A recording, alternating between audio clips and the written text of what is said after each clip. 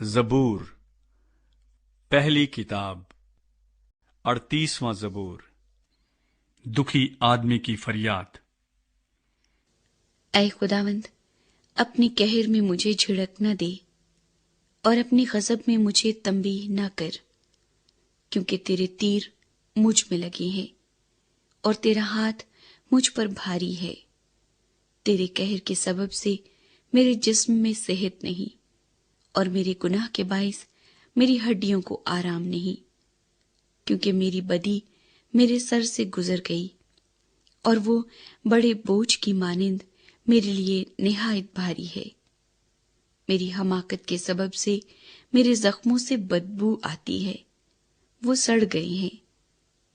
میں پردرد اور بہت جھکا ہوا ہوں، میں دن بھر ماتم کرتا پھرتا ہوں، کیونکہ میری کمر میں سوزش ہی سوزش ہے، اور میرے جسم میں کچھ صحت نہیں۔ میں نحیف اور نہایت کچلا ہوا ہوں، اور دل کی بے چینی کے سبب سے کراہتا رہا۔ اے خداوند، میری ساری تمنا تیرے سامنے ہے، اور میرا کراہنا تجھ سے چھپا نہیں۔ میرا دل دھڑکتا ہے، میری طاقت گھٹی جاتی ہے، میری آنکھوں کی روشنی بھی مجھ سے جاتی رہی۔ میرے عزیز اور دوست میری بلا میں الگ ہو گئے، اور میرے رشتے دار دور جا کھڑے ہوئے۔ میری جان کے خواہاں میرے لیے جال بچھاتے ہیں، اور میرے نقصان کے طالب شرارت کی باتیں بولتے اور دن بھر مکر و فریب کے منصوبے باندھتے ہیں۔ پر میں بہرے کی مانند سنتا ہی نہیں، میں گونگے کی مانند منہ نہیں کھولتا، بلکہ میں اس آدمی کی مانند ہوں جسے سنائی نہیں دیتا، اور جس کے منہ میں ملامت کی باتیں نہیں۔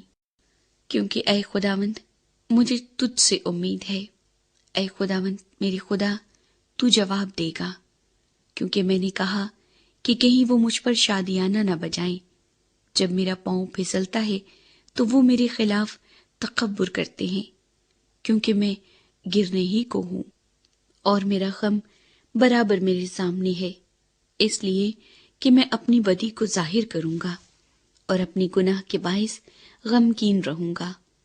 لیکن میرے دشمن چست اور زبردست ہیں، اور مجھ سے ناحق عداوت رکھنے والے بہت ہو گئے ہیں، جو نیکی کے بدلے بدی کرتے ہیں۔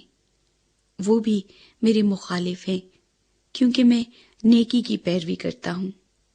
اے خداوند، مجھے چھوڑ نہ دے، اے میرے خدا، مجھ سے دور نہ ہو۔ اے خداوند، اے میری نجات، میری مدد کے لیے جلدی کر۔